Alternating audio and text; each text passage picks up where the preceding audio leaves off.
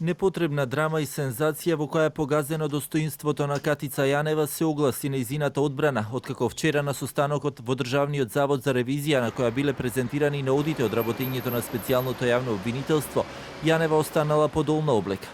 Ова доаѓа како резултат на, како што велат, од нејзината одбрана, поради тоа што поранешната специјална обвинителка си ги барала своите права, кои биле ускратени. Адвокатката Ирена Фрчковска во краток разговор за телевизија 24 вели Јанева била однесена со полициска придружба без претходно да добие било каква покана или најава.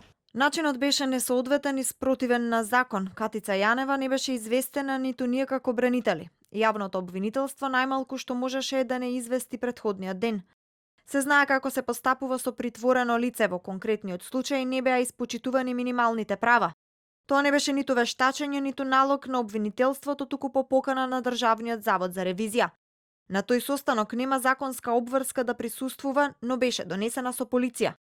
Доколку бевме уредно известени, ќе се подготвевме и ќе присуствувавме. Обвинителството пак со кој раководи Вилма Русковска го чека ревизорскиот извештај за да утврди дали Јанева незаконски делела високи додатоци на плата кои ги надминуваат и стотици илјади евра. Јанева поради вчерашното однесување заработила и прекршачна, а според пријавата во Министерството за внатрешни работи, таа останала да присуствува во салата по долна облека во присуство на повеќе лица и одбивала да даде каква била изјава.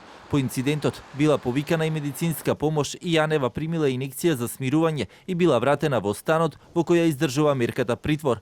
Инцидентот се случи вчера, односно на само 2 дена откако Јанева даваше завршни зборови за рекет. На 18 јуни пак треба да биде донесена пресуда за случајот рекет, пошто предметот ќе оди на апелација.